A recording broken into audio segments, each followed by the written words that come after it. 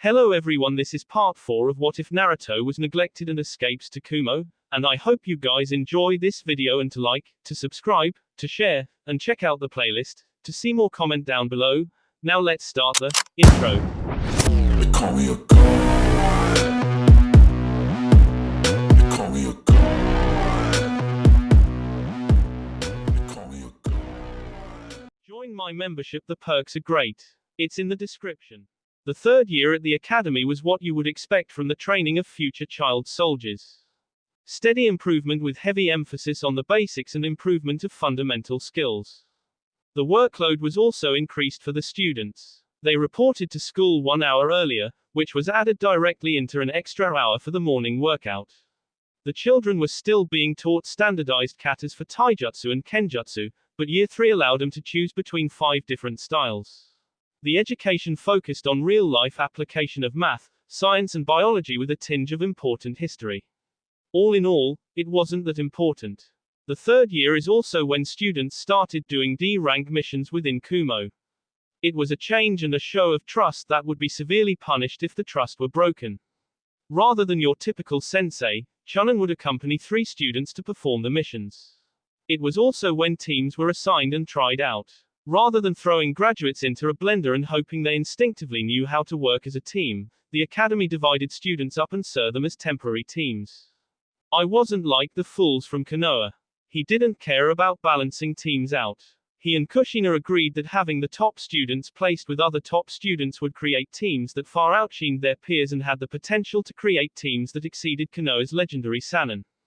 This inevitably meant that the apprentices were going to end up on the same team, and Kushina had practically demanded that Naruto be teamed up with Samui and Mabui. Thus, Naruto spent 3 afternoons a week during his third year with Samui and Mabui fulfilling D-rank missions issued from their academy sensei. If one were to say that they weren't truly missions, one would be right. That being said, it was still good experience, a great way to build up rapport between shinobi and civilians and a good way to get accustomed to operating as a team. Let's get a good example. Flashback, D-ranks with 2 beautiful girls. Naruto walked calmly out of the academy with his hands in his pockets. The 11-year-old Naruto and 12-year-old Samui and Mabui were walking out of the academy with Zed, their sensei for the day. It was unusual to get a bolt sensei when doing D-ranks, but Zed had heard about the prodigies of the academy and wanted to see for himself. Zed looked with amusement and a tinge of jealousy at Naruto. The boy was nearly 5 feet 11 inches, 155 pounds, and he looked like he had come out on the other side of puberty a complete winner. It was absolutely mind-boggling to think that the kid was 11. Furthermore, the kid had 2 girls that were clearly going to become bombshell kunoichi in the near future. Sighing, Zed walked behind the students to supervise their mission. The mission for the day was pretty standard to start with. There was a farmer at the base of the mountain that wanted to have the land that was recently cut out tilled and de-rocked. Zed watched as the civilians of Kumo greeted the squad with genuine smiles on their faces, and the boy returned the greetings with a blinding smile on his face. Every now and then, Zed saw the girls blush furiously as they looked at Naruto. Almost constantly, girls and teenagers around Kumo blushed and squealed when they saw Naruto. Kami, this kid was blessed. After exiting the gates, the trip was quicker since the students decided to race to the bottom of the mountain. Zed was impressed with their speed for such young kids, especially when he saw that they were still wearing their weights and resistance seals. It took another 10 minutes to get to the client, and Zed watched with amusement as Naruto greeted the farmer cheerfully and ruffled his daughter's hair playfully. Zed decided to jump up on the roof and watch how the academy students handled an admittedly physically demanding task. So, girls, want to have some fun with this one? Naruto asked playfully before he removed his shirt and got ready to work. Naruto knew what this would do to the girls, but it was just so cute to see them blush. Samui, the usually cool kunoichi in training, turned a cherry red that almost made her blonde hair turn strawberry. Naruto. Naruto smiled coyly and winked at Samui. Mabui's mind was in overload and her milk chocolatey skin was darkening as her blush saturated her cheeks. The kids set to work at a steady pace while Naruto took every possible opportunity to flirt with and embarrass the 2 girls. Zed watched as the kids used a variety of lightning jutsu to break up the ground before Naruto performed a water technique and spewed out a substantial volume of water over the field. Then, Mabui performed repeated small-scale earth jutsu to set the land up into tillable rows. Zed marveled at the academy squad. A couple years ago, it would have been unheard of to see kids their age throwing jutsu around the way they were. Even today, it was clear that these kids stood out from their peers, but this was insane. The amount of chakra the kids used during the mission was more than a standard Chunin had at her disposal, and the kids were still laughing and playing throughout the mission. Zed was so lost in his thoughts that he didn't even pay attention when Naruto got his mission scroll signed and started leading the girls away. Third-year training trip, Turtle Island. The third summer turned into a class excursion to Turtle Island, a previously closed training ground that was typically reserved for Jinchuriki training. Several Chunin instructors joined Shina, Darui, Omoi, B, Yugito and other Jonin ninjas in the trip.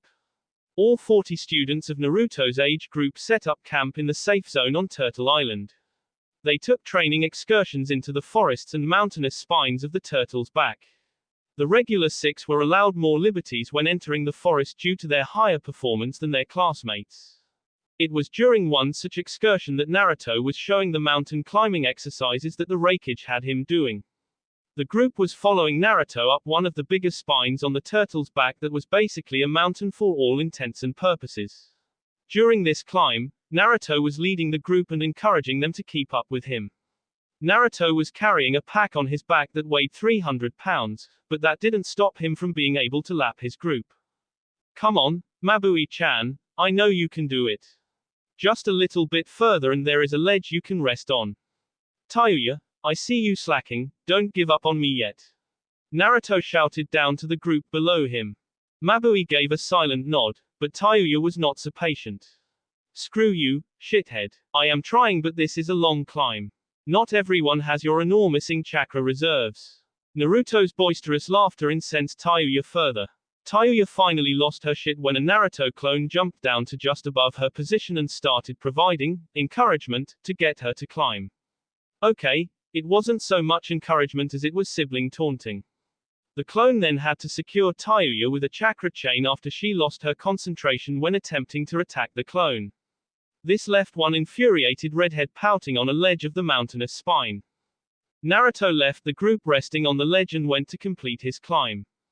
As he was approaching the top of the spine, he saw a giant nest built into the side of the spine. He scanned the skies to make sure that no predators were around before he finished the climb into the giant bird's nest. In the nest, Naruto found a magnificent-looking bald eagle, but the creature was struggling to stand up to face the potential threat. As he stepped toward the nest, the eagle raised its head menacingly, but it seemed like it couldn't put weight on its leg. Naruto raised both of his hands in a calming gesture and then dropped his pack, which made him look much less menacing. Regardless, the eagle kept clacking its beak menacingly at the boy. Easy, easy, I am not here to hurt you.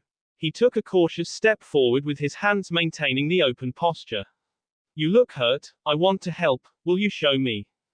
Naruto stopped 10 feet from the eagle's head and the bird continued to click its beak at him. Naruto decided to become less threatening, and he sat down in front of the massive bird of prey. He continued to wait patiently and talk to the eagle until it finally relented and unfurled its wings. Naruto saw that its right leg had a pretty severe gash in it, and it was bleeding a mixture of pus and blood. Naruto slowly drew out his medical kit, showing it to the eagle, and he explained what he was going to do. He pulled out disinfectant, gauze, bandages and then an extendable sling to provide extra support. He laid the items out in front of the eagle and waited for the signal to continue. After moving its massive beak over the items and inspecting each one, the eagle slowly nodded after making eye contact with Naruto. Naruto cleaned the wound with disinfectant, rinsed it with a basic water jutsu, stuffed the gaping part of the wound with gauze, bandaged it all up and then strengthened the limb with the splint and then stepped away. The eagle tested its leg and found that it could put pressure on it again. The bird walked happily, if not awkwardly, around its nest and cuddled the feathery part of its head against Naruto's cheek. Naruto returned the gesture and scratched the eagle under its chin, which the bird greatly appreciated. Eventually, the two separated and the eagle made a gesture with its head. Naruto followed the eagle to the backside of the massive nest where a medium-sized scroll lay. The scroll was partially covered by straw before the eagle snatched the scroll in its beak and dropped it in front of Naruto. Naruto rubbed the side of the eagle's neck in thanks before he picked the scroll up. He opened it and instantly recognized it as a summoning scroll. A quick look further showed that it was for the eagle summons. A brief conversation with Hikari told Naruto that they were an honorable clan, and she would be okay with him signing the contract. Naruto rolled out the scroll, split his thumb on his incisor, smeared the blood on each fingertip and then placed his handprint on the scroll and wrote his name in blood. Naruto looked at the massive eagle again and smiled as he pulled some jerky out of a seal in his pocket. He tossed it to the eagle and the massive beak opened to snatch the meat out of the air. The eagle made an appreciative sound and a long, hard tongue licked Naruto's cheek. The Hanyu laughed merrily at the gesture before he told the eagle that he wanted to climb to the top of the mountain. The eagle flew out of its nest and followed Naruto as he climbed another 300 meters vertically. After soaking in the view from the peak, Naruto climbed down to his group that was waiting for him at the base of the mountain spine.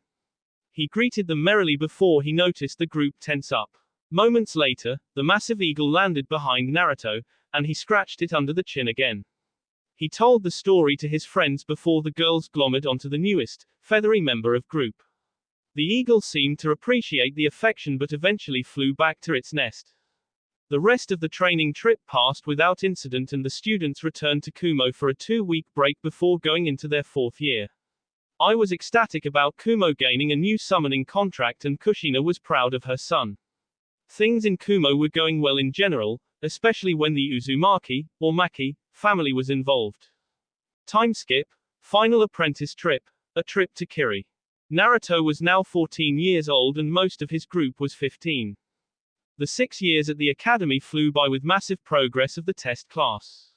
When the class's results were contrasted to previous graduating classes, the average student had 4 times more chakra, had completed the 3 basic chakra control exercises to an acceptable degree, had awakened the primary chakra nature and completed at least 1 control exercise, was a level 4 sealing apprentice, had proven proficiency at 2 taijutsu styles, had proven proficiency at 2 kenjutsu styles, and had real-world knowledge that would benefit them during their missions. In terms of physical ability, every member of the class was far more physically fit than previous graduating classes. They were nearly 220% stronger, tested by 3 standard weightlifting exercises, 145% faster, tested by a 1-mile sprint without chakra, and it was determined that their fighting ability was on a Chunin level according to modern standards. It was a much greater result than I could have wished for in his wildest dreams, and that was just on average. The top 6 students of the graduating class were absolutely amazing, and Naruto graduated at the top of the class. The next 5 spots were a dead heat for rankings between 2nd and 6th. Every apprentice proved to be worth the efforts that were invested into them, and it was time to put them to the test. In fact, I was apprehensive that the test would be too great for them. 3 days ago, an envoy of Kiri rebels, led by Mei Terumi, asked for Kumo's assistance in ending the bloodline war. Mei had heard of Uzushio's resurrection through one of her pirate captains. The captain trailed the vessel from Kumo until the captain lost the ship to the barrier that surrounded Uzushio. After more investigation, Mei found out that Kumo was rebuilding Uzushio-gaku, which meant that they had the help of a royal line Uzumaki. Mei was 1/4 Uzumaki and was the carrier of 2 bloodlines, so she came to Kumo to find lost family and request assistance. After a future alliance treaty was drafted that would ensure proper payment to Kumo, I decided to introduce Mei to Kushina. Mei recognized her almost immediately, despite the sun-kissed blonde hair. They were previous friends and distant cousins, so it was a warm reunion. Unfortunately, Mei wasn't there to simply catch up with lost family and Kushina was now emotionally invested in helping the rebels. In the end, I agreed to send the best Kumo had to offer, and their apprentices, in exchange for favorable tariffs when trading with Kiri and 2 bloodline users to proliferate their bloodlines in Kumo. Thus, Naruto, Mabui, Samui, Archoi, Tayuya and Omoi were dispatched alongside Kushina, who took Ai's place, Yugito, Darui, Shi and Dodai to assist the rebels in ending the bloodline war. They were given 3 days to prepare supplies before they were to report at the Thunderclap port and sail to Kiri. Since Fuinjutsu became a mainline practice, sealing scrolls were common and every student knew how to create their own. Their supplies were sealed away within the first day, and they used the remaining 2 days to converse with Mei, Chojuro, and some guy named Aoi who seemed to have a stick up his ass. They found out about the likely terrain and conditions they would be fighting in and sealed a couple additional items away. The overall plan was to assist in taking over the bases that lined the edges of the main island, which would allow the rebels to gain a foothold to launch an attack on Kirigakure. The rebels had successfully captured 80% of the islands that surrounded Kirigakure, but 20% of the southeastern islands remained in the anti-bloodline faction's control. This allowed them to secure a supply route, and all attempts to take the islands have been repelled. Naruto invited his group, dubbed the Divine Bolts of Kumo, by the populace of Kumo, to stay at his compound for the last 2 days before they needed to set out. Naruto was now nearly the size of Ai, and he was almost as fierce. For those wondering, he looked like the blonde, kitsune version of Goku after his first visit to the hyperbolic chamber. Naruto grew his second tail last year, and he had integrated its power seamlessly.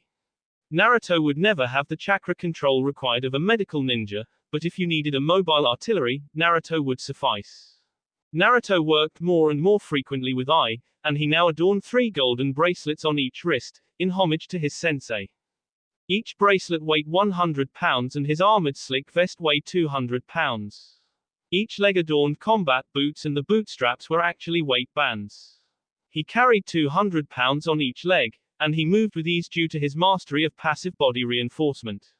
With the addition of Naruto's second tail, he eclipsed Ai's chakra reserves, and his mastery of his storm-release Kekai Tuta was growing steadily. Flashback, 2 weeks after Naruto grew his first tail. Hikari called Naruto into the seal in order to inform him about her plans to train him in the kitsune arts. She was very pleased with their first date inside the seal and wanted to continue to develop the relationship. It was off to a great start, and she knew that any aim she took would need to be proficient at the kitsune arts. Naruto walked into the cabin and placed a chaste K on Hikari's cheek. He had grown bolder, but he was still apprehensive about being too sensual with Hikari. So, Hikari-chan, why did you call me here? Hikari got a foxy grin on her face before she responded in a teasing voice. Ara, Naruto-kun, I guess you don't want to know about your bloodline or the kitsune arts. Very well, you may go.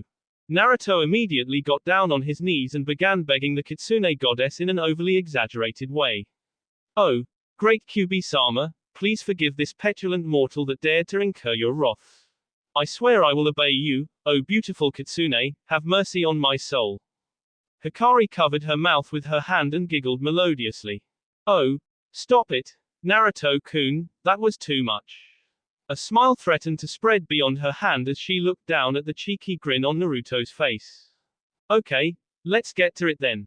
For starters, your parents bestowed 3 potent affinities upon you: wind, water, and lightning.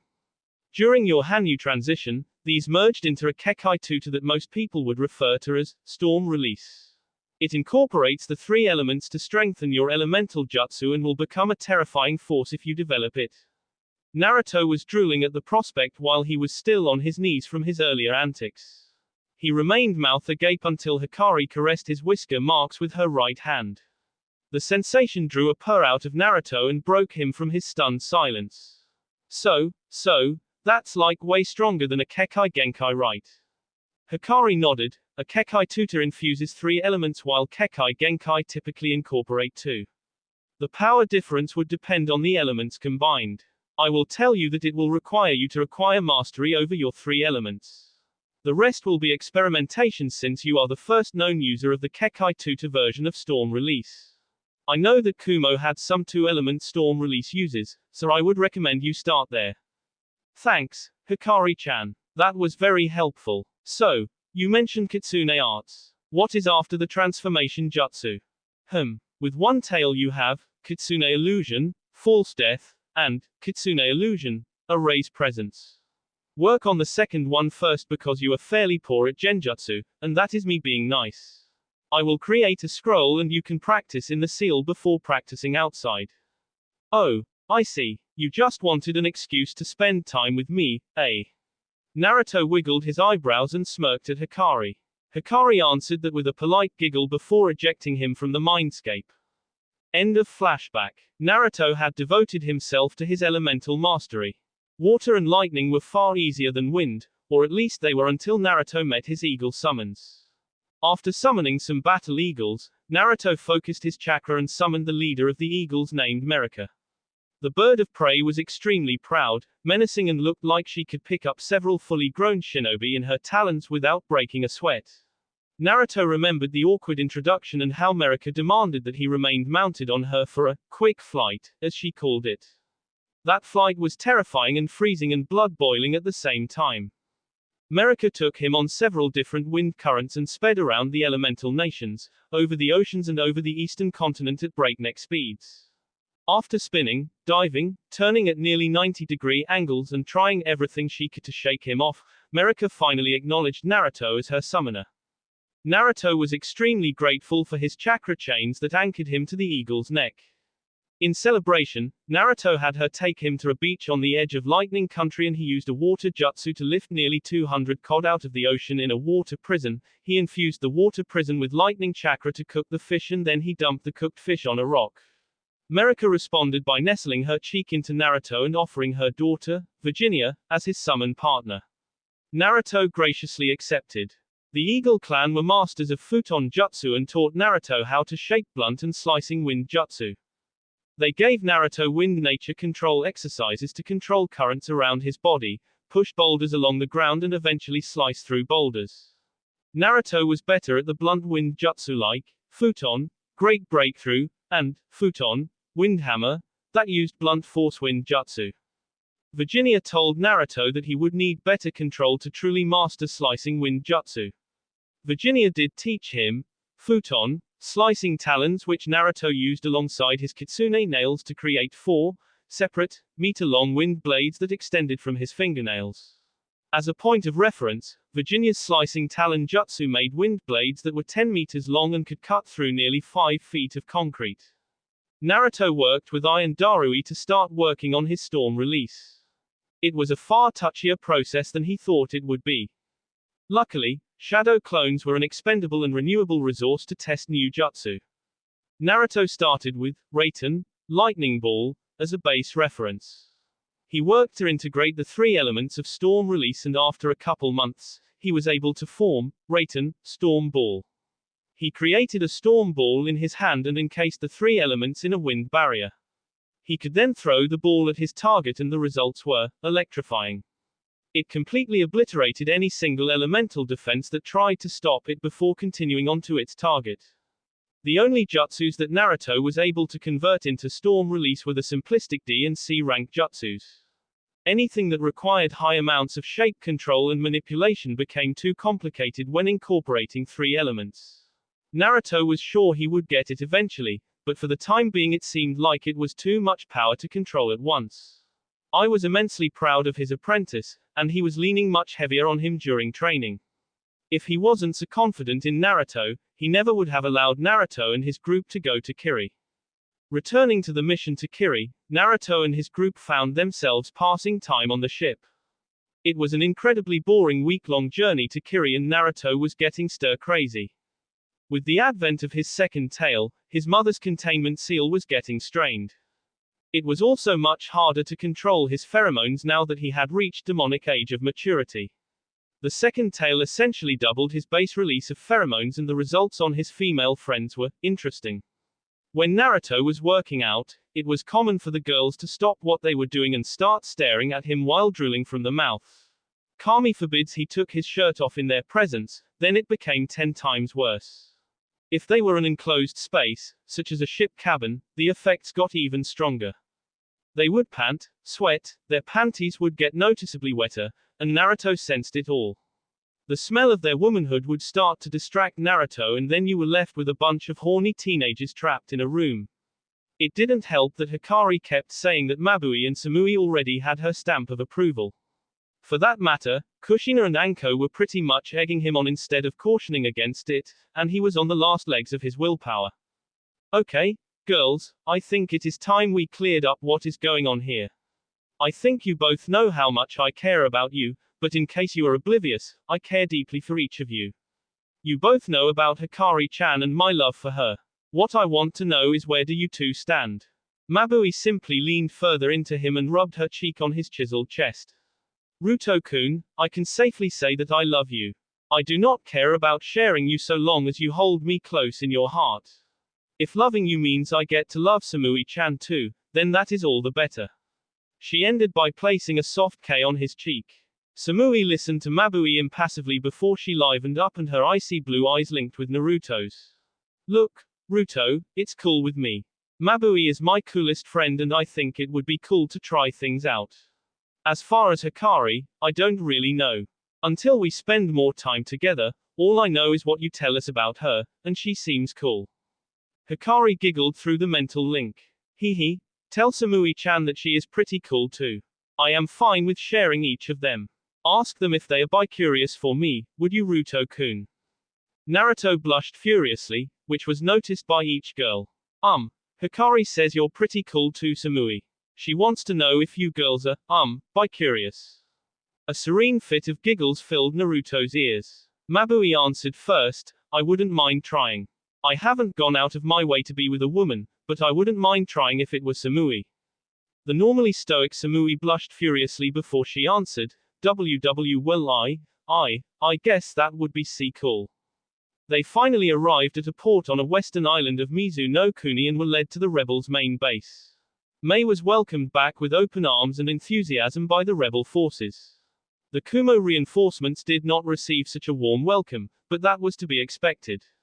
Naruto and B were rather imposing figures. B was 6 foot 1 inch, 240 pounds of highly dense muscle. He was a force of nature and the 7 red-hilted katanas slung on his back added to his intimidation factor.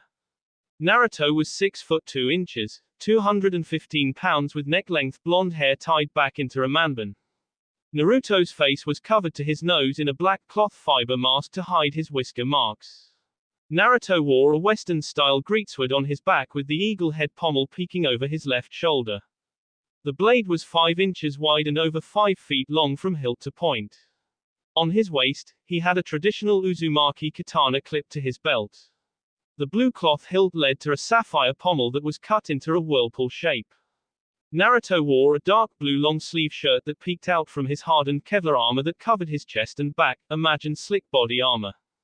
The body armor had 6 slots for his combat scrolls. His black bolt cargo pants were loose-fitting and allowed for freedom of movement. The Uzumaki sealing kit rested next to his field aid kit on the left side of his belt. The black combat boots were hardened leather with steel tips. The 3 golden bracelets on each wrist jingled rhythmically as the massive Hanyu walked confidently through the rebel forces. Naruto received his greatsword from the Eagle clan as a gift for becoming their first summoner in centuries. They claimed that it belonged to some guy from England, which was a great-great-grandfather to their first summoner. Their first summoner's ancestor was named Arthur and he had a passion for greatswords. This particular greatsword was called Heaven's Blessing, which was kind of ironic since it would now be wielded by a Hanyu. Naruto promised to use it to bring honor to the Eagle clan before he returned to his compound to develop a kenjutsu style for the unusual sword. He relied heavily on feedback from B and his mother to refine the style, but it became a truly terrifying weapon in Naruto's hands. Back to the rebels, Mei led the entourage to the command room that was full of rebel leaders looking at maps that were strewn out over the walls. Red and blue pins rested over each island and on the main island of Kiri, 10 red pins circled the island. Mei introduced the Kumo reinforcements to the rebel leaders, who were extremely happy to have 2 Jinchuriki backing them up. If they only knew that Shina was actually the woman known as the Red Death, and Naruto was the Kyuubi Jinchuriki, but Kumo didn't want them knowing that. Mei laid out a plan for attack, which was immediately augmented once Naruto said that he could fly up to 15 people on his summons across the sea. The plan soon became the Kumo detachment would fly to the southern fortress, scout it and then assault it. When that outpost was conquered, Mei's rebels would attack from the west the following night. The idea was that the Kumo squad could put enough pressure on to draw reinforcements from the other bases, thereby weakening the western fortresses. Thus, 2 days later, the Kumo contingent was on the back of Virginia as she soared above the seas of Kiri. Luckily the ever-pervasive mist of Kiri hid the presence of the attack squad as the massive bird of prey soared high above the fort on the southern edge of the island. Naruto was not a true censor, but he was taught some tricks by Shi. During the flybys, he would repeatedly force out pings of chakra. Since his chakra was so dense, he could ping nearly 2 kilometers in sonar-like fashion. Of course, this ping could be felt by enemy sensors, but it just confused the enemies in the dense mist. Naruto created clones around the base that would ping and then dispel to relay the information. The fort dispatched patrols to scout the surrounding terrain and repeatedly came up empty throughout the day.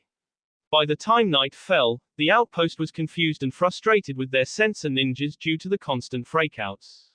Vegeta was relieved when Naruto finally told her to land. She was flying on and off for the past 6 hours and she was ready for a rest. Naruto promised Vegeta her fill of fish when they returned to Kumo, an offer she gladly accepted. Through the repeated pinging, the Kumo contingent knew they were up against 80 fortified shinobis, which was an uphill fight, if they assaulted directly. Naruto did note that there were only 15 chakra signatures above Jonin level. She was proud of Naruto, she was Kumo's best sensor, and he had a passive range that was much less detectable than Naruto's pings. She was nearly undetectable within a 500-meter range, whereas Naruto's pulses were like bright beacons to senses that could cover kilometers. Around 2 a.m., the group boarded Virginia once again and conducted an airborne assault on the fortress. There was a total of 12 ninjas in the watchtowers, which meant one for each member of the Kumo contingent. Virginia slowed down to hovering speeds as the Kumo shinobi dismounted 2 at a time. The guards were focused on looking out of the fortress and into the mist, never expecting an airborne threat. Samui, Mabui, Taiuya, Omoi and Archoi got their first shinobi kills without resistance. The group was well trained and didn't let it distract them from their mission, but it would catch up with them later. Once the 12 guard ninjas were neutralized silently, the group communicated with hand seals. In 2-man teams, Mentor and Apprentice, they infiltrated the buildings of the Kiri fort. There were no civilians in this fort, which would be a mercy on the youngsters' consciences when this was all over. The 2-man teams cleared out every building silently except the barracks, which they saved for last.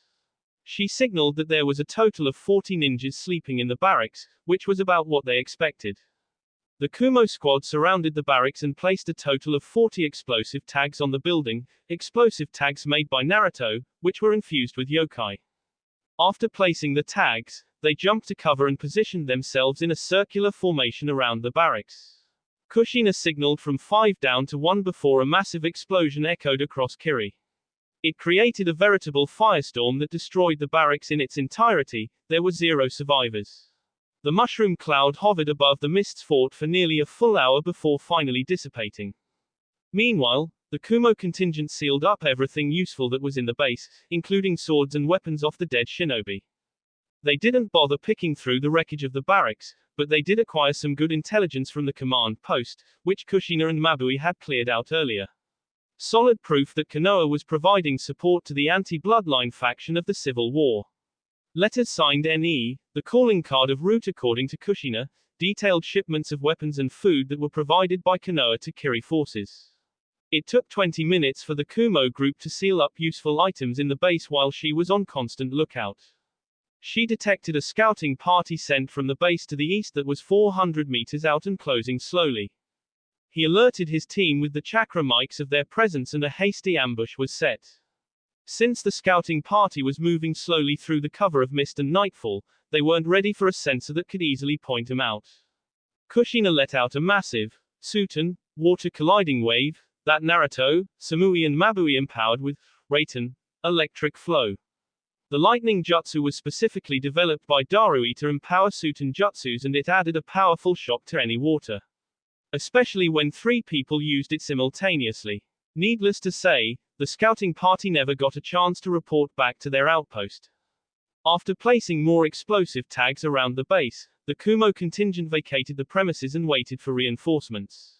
Kushina set up a protective barrier around the group on a hill overlooking the outpost. She cast a sensory genjutsu on top of the barrier to make them nearly invisible to anyone more than 50 feet away. The Kumo contingent waited patiently for Kiri to investigate the fallen outpost. Sure enough, nearly 100 shinobi from neighboring outposts assaulted the deserted base around noon the following day. Kushina waited until all shinobi, minus a couple patrols, were within the base before she detonated the explosive tags, 80 tags set up around the base detonated simultaneously and killed nearly 2/3 of the reinforcements and left those alive in a state of shock and confusion. They did not attack this group, they waited until nightfall to attack the base to the east. As night fell, 400 rebels assaulted 2 of the western bases. Rather than the finesse displayed by the Kumo team, this was a blunt force assault tactic. May melted the gates and rebels streamed through. The rebels lost 50 of their shinobi by employing this tactic, but they did win in the end. When the morning sun rose and cast light upon the mixture of smoke and mist, May received a messenger eagle from Naruto. To the beautiful May, outposts 8 and 9 captured with 0 casualties. We are in holding pattern awaiting further orders. We have vital intelligence concerning Kiri forces and those that support them. Please advise. Ruto Maki. May reread the short note 3 times. A team that was supposed to be a simple distraction conquered 2 bases with 0 casualties. What was she doing wrong? May cleared her head of the distracting thoughts and focused on how to proceed from here. They had captured 2 forts on the western edge, and they could bring in reinforcements. What to do with the team on the southeastern edge? If they have vital intelligence, should she bring them back? May then noticed the eagle that was sitting there and patiently waiting on her. The eagle aired its head at her before it spoke. Okay, lady, you going to write a return message, or can I go back to my realm already? May's surprise lasted for a few seconds. She was familiar with summons after her experience in the war. Give me a minute and I will write a reply. She grabbed some salted jerky and offered it to the large bird, which pecked it nimbly out of her fingers. May wrote the reply and thanked the eagle before it took off. The same bird landed on Naruto's shoulder 30 minutes later. He gave a quick thanks to Philly before the bird disappeared in a puff of smoke back to its realm. Naruto handed the scroll to Kushina, who opened and read it. Okay team, seems like they're going to make the most of our abilities. Naruto, how many explosive tags were you able to make while we waited? Well, I made 40, but we grabbed nearly 200 off of the 2 bases combined. Are we gonna make a big boom boom, Ka-chan? Mabui, Samui and B giggled at the blonde Hanyu's antics while Yugito shook her head. It was Archoi who couldn't leave that comment hanging.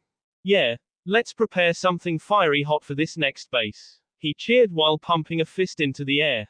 Archoi didn't have the same street cred as Naruto, which meant that Samui bonked him on the head, which earned another round of muffled laughter from the group. Little did they know that the 2 boys did it for the girls that were struggling for most of the day with the guilt of their first kills. Not just one, but many first kills. It was enough to fix the frowns upon the pretty faces. Kushina put a finger to her lips in a clear thinking pose. Well, we haven't done anything that would give away our idinies yet. I think we should keep that up for as long as possible. Do you think we could replicate the previous night's attack again? She thought for a minute. I don't know. Their senses should have been able to pick us up, but Naruto simply confused them. Now that they are on high alert, it might hurt us more than help us. B chimed in. What if we go in for a crash landing, then we can blow their base from within. Hit 'em hard and fast, because against the might be they won't last. Kushina looked around the group. Translation anyone? I have known the knucklehead for years, but I still can't translate that shitty rap. Anko spoke up in defense of B to stop him from pouting. He means we use the eagles to bypass the walls and then blow up as much of the base as we can. Fight off any of the survivors and voila. Naruto giggled before breaking into, Anko and B, sitting in a tree, OWW. Naruto ripped a viper out of his left arm. Anko NE. Even though I am immune to poisons, it doesn't mean it doesn't hurt. I will have to burn a lot of chakra to neutralize that damn neurotoxin. Naruto rubbed the fresh snakebite on his arm. Kushina smacked them both upside the head. Anko, if I ever see you do that while on mission again, I will beat you black and blue and intimately introduce to my precious. Kushina lovingly cradled the hilt of her katana, and everyone shivered in fear. Yugito sighed and pinched the bridge of her nose. Okay, guys, deep in enemy territory here. Can we please take this seriously? All bases are going to be on high alert. I am not against a hard and fast hit, but what if we carpet bomb base 6 before attacking base 7? Darui cracked an eye open at that. Make them think we are at 6 and attack them while they are mobilizing reinforcements. That's risky, Yugito. Naruto chipped into the conversation. What if I dropped off 100 or so shadow clones around base 7 before we went to carpet bomb 6? Then my clones would be able to neutralize any scouts before they expect a fight. If they don't, then my clones will provide a distraction while we attack from above. B was nodding his head vigorously. My big bro taught you well, that plan is quite swell. With the element of surprise, Kiri will meet its demise. Kushina clapped and got an overjoyed look on her face. Hey, I actually understood that one. Yay me. After a sigh and a Car-chan from Naruto, Kushina returned to serious mode. Okay, let's go with Naruto's plan. We will move out at nightfall. We will do a flyby around base 7 with Shi sensing. Naruto will drop off 100 clones before we hit base 6 hard and heavy. After we drop off our presents, we return to attack 7 from above. Any questions? With the plan set, they executed the plan that night. Everything went according to plan until they landed in base 7. Base 7 was on full alert when shuriken began raining down from above. Kushina and Naruto were both highly proficient at the shuriken cage bunshin no jutsu, and they struck silently from above as they delivered their payload from above. The shinobi on the walls that were engaging the Naruto clones fell in great numbers and the survivors were looking into the night sky for the source of the attack. Archoi used Kaiten, Great Fireball Jutsu, to blow a fireball that Virginia empowered with a mighty flap of her wings. Needless to say, that caught the attention of the surviving shinobi that all began to look up into the night sky. Kushina, B and Yugito jumped off the eagle's back first and began tearing into the surviving shinobi force. The rest followed shortly after and jumped behind the defensive line that was hastily formed by the Kiri shinobi. Naruto clones began pouring over the walls to provide backup. To put it simply, it was an absolute cluster, especially when some wise guy decided to use Kirigakure no Jutsu, Hidden Mist Jutsu. Naruto quickly got sick of it and blew out an overpowered futon, great breakthrough, to clear the mist. He totally didn't mean to send Archoi flying into the enemy formation. A Naruto clone substituted with the stunned Archoi and was summarily dispelled by a couple Kiri ninjas. It didn't take too long to decimate the survivors in the courtyard of the base, but the real problems began when Naruto let out a chakra ping. Naruto felt 4 signatures hiding in the reinforced bunker of the base, and he let his mother know as much. Kushina, Yugito, Shi and Darui made their way down to the sealed bunker. Kushina made short work of the defensive seals on the bunker door before she placed a high-powered, directional explosion seal on the door. The group stepped back before the explosion sent the door flying into the far wall of the room. 4 shinobi in black cloaks and blank white masks with the writing NE on the top left corner were standing behind an earth wall in the bunker. They were clearly disoriented, and they were not ready to handle the enraged Kushina, who clearly remembered the assassination attempt. Shi, Darui and Yugito watched the Red Death lay waste to 3 of the 4 ninjas before chopping off the right arm and leg of the last one. She attempted to question the masked individual before he killed himself, but it proved fruitless. The dead shinobi lit a flame due to a suicide seal, which incensed Kushina further. The group sealed up what doents they could from the bunker before returning topside to meet up with the rest of the Kumo contingent. With base 7 sacked and sealed up, they hopped on Virginia's back and returned to the west side of Kiri's main island. They landed in the recently captured Base 1, to thunderous applause and shouts from the rebel forces. May had told her forces of their contribution and they were given a hero's welcome. B and Anko accepted the praise with massive smiles and waves to their temporary allies. The rest of the group was too tired to care, so they headed to the command bunker to report in. Naruto and his classmates left the adults to discuss the battle plans and they all went to clean off the dried blood in the showers. The Kumo contingent took the next day off with Grodd and used it to recenter themselves. Each of the apprentices looked downcast, so Kushina called a group meeting in her bedroom. Okay, kiddos, I know that you skipped the kiddie pool and jumped straight into the deep end. The good news is that it will only get easier once we are done with all of this. This is war and war is hell. You have all done a magnificent job, and if it makes you feel any better, we are all proud of the way you conducted yourselves. Darui spoke next. I know the weight of taking a life feels too heavy to bear, and I am glad you all feel that way. This is our job and way of life. So long as you don't relish in destruction or succumb to the bloodlust, you will stay on the right track. It is okay to feel what you all are feeling, but don't let the weight of it drag you down. Anko spoke in her cheery voice, ditto what those two said. Y'all are doing great and this shit sucks. Most genin are oblivious to what y'all are feeling, and it may be better that way. However, during the past 3 days I saw proud warriors of Kumo out there. Y'all did what needed to be done and you did it in the cleanest way possible. Kushina decided she had more to add. It was pretty clean, wasn't it? Aside from that last fort, we operated like trained professionals. And we got a shit ton of loot to take home while helping out what we all know to be the good guys in this war. Imagine that these rebels are me and Naruto, bloodline wielders. The current Mizukage would have us killed for such a stupid reason. There is no way in hell that is right. So, hold your heads up high and know that your efforts are making the world a better place. The kids seemed to find comfort in the words of their mentors, and it did help that they collected an actual shit ton of loot. Between the 3 bases they looted, they had over 1,000 kunai, 1,500 shuriken, 400 swords, 200 bottles of some expensive sake, a few water jutsu, 400,000 ru and other various odds and ends. They would be in for a fat payday when they returned to Kumo. Naruto cracked a smile and looked at everyone. And, we all made it out alive.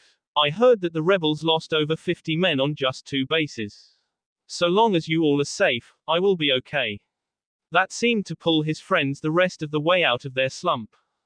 The Kumo contingent sauntered off to the cafeteria to enjoy a well-earned meal. In the cafeteria, May approached the table with a cute red-headed girl that seemed to be around 15 years old with a nearly identical hairstyle. It was painfully obvious that the girl was her daughter. Mind if we join you? After multiple people said no, May sat down and introduced the girl. Well, this is my daughter Maya Terumi, and I was hoping she could make some friends with you guys. Not many kids running around with the resistance and all that. Naruto opened up with a gigawatt smile that made the teenage girl blush, or at least the uncovered side of her face suggested she was blushing. Nice to meet ya, Maya. I am Ruto Maki, this is Mabui, Samui, Tayuya Maki, Omoi and the loudmouth is Archoi. The girl looked down at her feet. NN nice to meet you. I am Maya Terumi. The girl bowed her head, attempting a semi-formal introduction. Archoi laughed boisterously before saying, no need to be formal with us, Maya-san. We are pretty much the furthest thing from formal. Mabui rolled her eyes. Speak for yourself, Archoi. Maya-san, it is nice to meet you. Please join us and tell us a bit about yourself. Maya sat down and eased into the group. Samui noticed the sidelong glances the girl kept sneaking at Naruto, so she placed a possessive hand on his. An action that was mirrored by Mabui, which caused Naruto to adopt a goofy, I'm sorry, face. Maya looked between the two girls before she giggled. At Samui's ed eyebrow, she explained. Figures a guy like Ruto is taken. But 2 girls already. That's impressive. Maya's visible eye showed she was enjoying Naruto's awkwardness. My mom said that we will be sending 2 bloodline users to Kumo. If I came, could I have a piece of him? Kushina and May heard the conversation before breaking out in a fit of giggles. Naruto really wished one of his hands were free so he could adopt his signature sheepish pose. Mabui and Samui gripped him tighter and Omoi, along with Archoi, broke out into a fit of laughter. Anko decided to answer that, don't be too hasty, Maya-chan. Lil. Bro has that effect on young ladies. Take your time before jumping to any decisions. May decided to say the motherly thing. That's right, Maya-chan, I don't think I am ready to let you elope with some cute boy you just met yet. I did that with your father and although you are my greatest blessing, he was not so much. The redhead blushed profusely before screaming, Ka-chan. The group enjoyed each other's company and Maya tagged along. She told the group how she inherited her mother's twin bloodlines and about how her father died in the war. The Kumo team sympathized with that. There were too many orphans in Kumo from the Third Shinobi War. They spent the next 2 days bonding while the adults were making battle plans and Maya did seem to fit right into the group. Naruto agreed with what May said though and he said they could be friends, but he wouldn't recommend leaving her mother or home. Maya reluctantly accepted the good advice. As typically happens in war, the rebels were not able to carry out the plan they had been crafting. Sirens sounded around the base to bring everyone to full alert. A scouting party had just returned to let the command team know that Yagura was marching on their outpost with 5,000 troops. The rebel forces had a mere 1,500 troops to their name, which left a pretty sizable disparity. Not to mention the fact that Yagura could fully transform into the Sanbi. Kushina tried to tell the kids to take positions on the back line, but Naruto said that he would stick by his mother's side. The rest of the apprentices followed his example. A hasty battle plan chose a narrow passageway to confront Yagura's army, and the rebels mobilized immediately to meet the encroaching army. Naruto was given nearly 1,000 explosive tags that were attached to kunai and sealed into scrolls. Samui and Mabui insisted on joining him in this task. The job was to fly above the battlefield and rain down destruction on the enemy forces. Flying summons were a seriously big advantage when you were fighting against an enemy with zero air power. Naruto hovered high over the battlefield nearly 500 meters up with Samui and Mabui. They watched from a bird's eye view as the armies stopped 300 meters from each other. The canyon walls rose steeply and neither side had a presence on the cliff tops. The passage was only 400 meters or so wide, which meant that both armies were compressing into column formations. Naruto was told to start raining fire when the first move was made, and it didn't take long for the Kiri forces to initiate a charge. The rebel forces held a defensive line along the canyon and Mei stood at the front of the formation. The remainder of the Kumo contingent was right behind her and they were waiting patiently for the signal. Naruto dove down atop Virginia and began creating clones that jumped off the bird, unleashing whole ceiling scrolls of explosive kunai on the enemy formation. The first flyby hit them from front to back. A veritable carpet bomb of explosions tore through the first 3 out of 5 total divisions. The heavy jutsu hitters of the rebel forces used various shunshin techniques to close the gap between the opposing armies before letting loose a color storm of jutsu that would put Crayola to shame. Naruto was able to pick out his mother's Suten, Great Rampaging Waterfall, and Daru's Laser Circus. He caught a glimpse of Shi casting a genjutsu and watched as surviving shinobi turned and charged at their own ranks. Virginia recovered from her first dive and gained Alyu to watch the next developments in the battle. It was a completely one-sided opening attack that considerably leveled the playing field. The Kiri shinobi didn't know whether to pay attention to the enemy above or in front of them. Then the explosions of various jutsu ripped through the survivors of the carpet bombing. Naruto watched from 300 meters up as some of the backline shinobi attempted, and failed miserably, to hit him with kunai. Then the formation of Kiri shinobi parted, and a single figure stepped forward. Yagura was beyond enraged. He could deal with a couple bases being taken, he would simply take them back and kill all the rebels that stood in his way. Now, he had lost nearly half of his forces to a bird summoner and the filthy rebels. Oh well, he thought, if you want something done right, you have to do it yourself. He adorned the Three Tails chakra cloak and walked forward at a slow and menacing pace. Naruto heard a click in his earpiece and then his mother's voice. No more, Ruto. Be prepared to hit this guy hard when he fully transforms. We will immobilize him, you hit him with a storm jutsu. Make it count, Sochi. Roger, Karchan, be safe. A battle of the Ans ensued between the two armies. Mei, Shina, Yugito and B made their stand against the chakra-cloaked Jinchuriki. B and Yugito flashed into their chakra cloaks. Since Mei had proof that Konoha was helping the Bloodline faction, she gave the okay to have the Kumo contingent represent Kumo. The battle raged for 5 minutes, and Yagura was getting his ass handed to him, which was the final straw. He initiated the full transformation. In less than 30 seconds, the Sanbi was standing there and screaming about how all Bloodline users should die. Hikari let Naruto know that was very unlike the Sanbi, so she suspected foul play.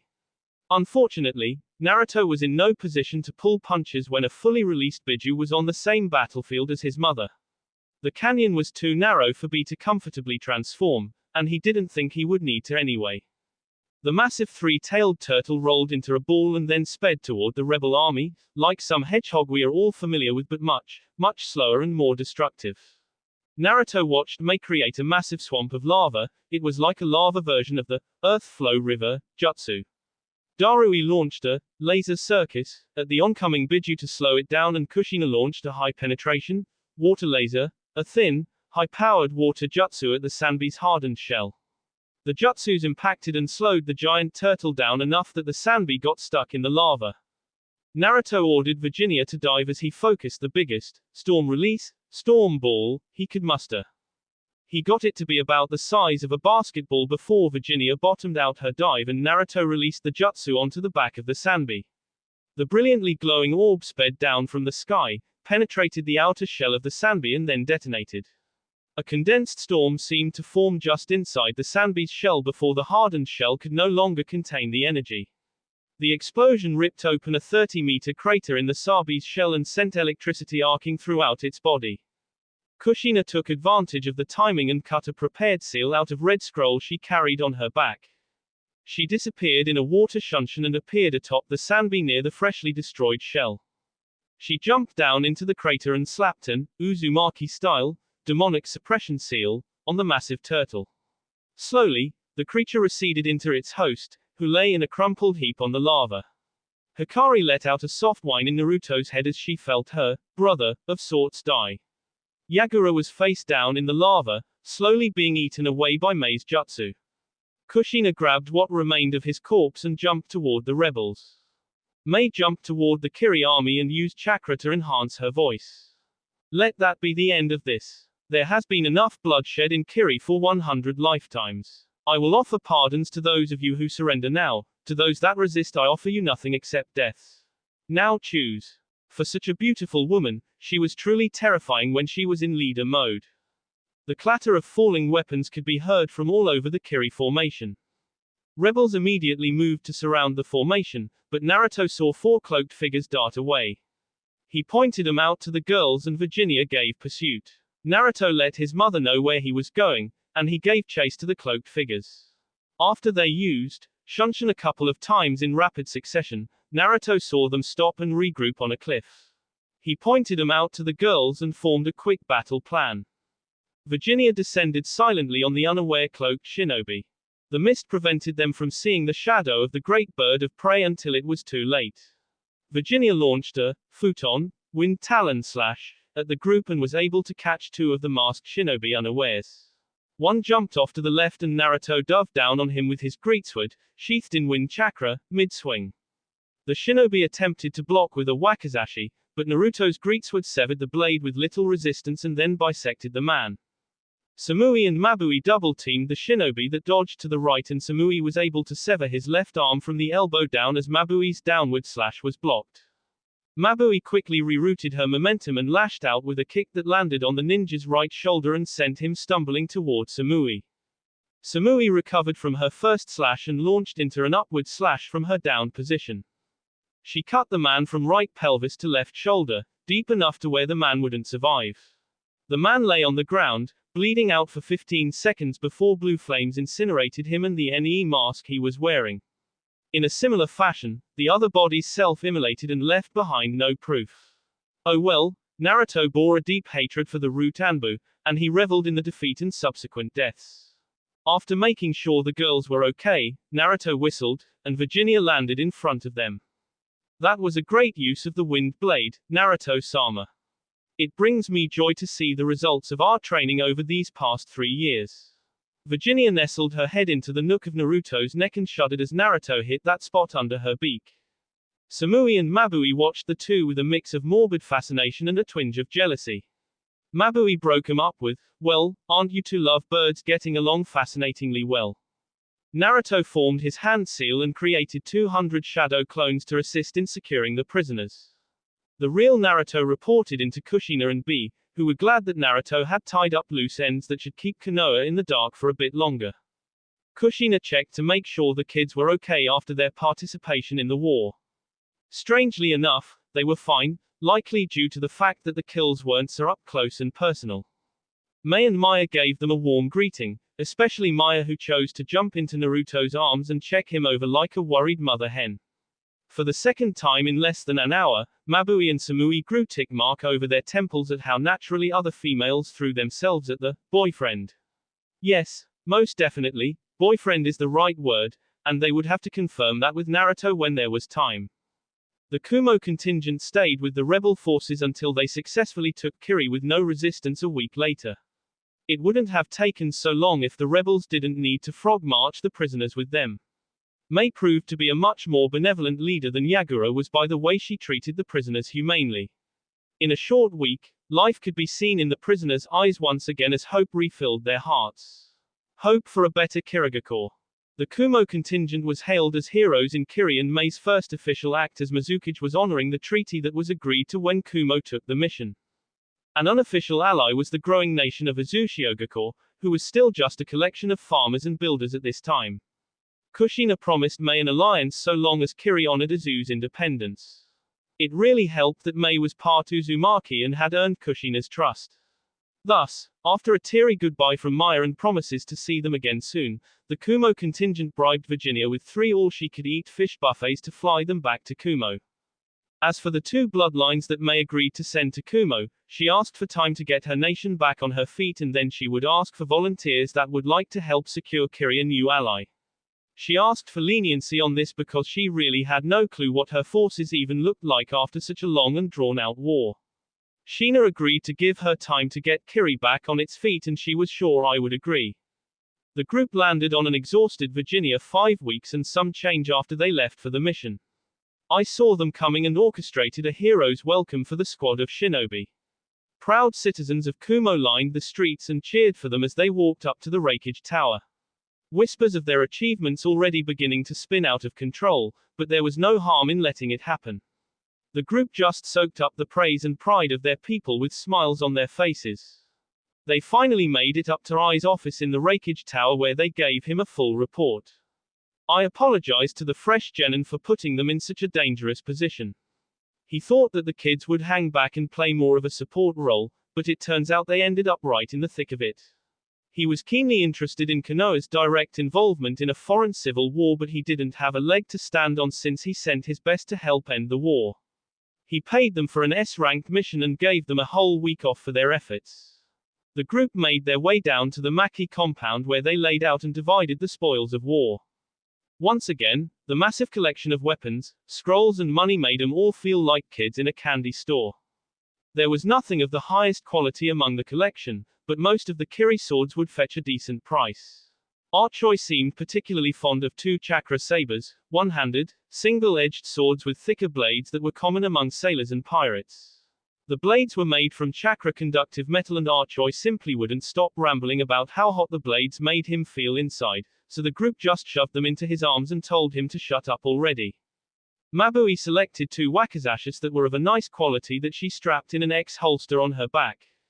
She begged Kushina to put reinforcement, self-repair and summoning seals on them, which Kushina was more than happy to do. Samui was partial to her katana and wakizashi pairing that she already had, so she didn't make any claims. Yugito took an interest in a pair of bladed gauntlets that were a unique design special to Kiri. B already had his swords, so he let Darui and she pick some upgrades. Kushina scoffed at the quality of the swords compared to her Precious's, and Tayuya decided to take 2 katanas as practice swords. Naruto's greatsword was unique to the ancient Western culture, and he had his spare blades custom forged, so he passed on the chance for new weaponry. Kushina cooked a victory meal for the Kumo contingent, and they all invited their families over to celebrate. It turned into a typical rowdy Maki party when the sake came out and the adults forced the kids to drink a couple sauces in celebration. It was only right that after their first war they had their first drink. It was during this party, with the extra liquid courage of sake, that Naruto finally made Mabui and Samui his official girlfriends. Ending the war in Kiri would be the first in a long line of crowning achievements for the 6 dubbed, the Divine Bolts of Kumo. That will be all for this video. Be sure to like, subscribe, share, and comment down below for more videos. Goodbye.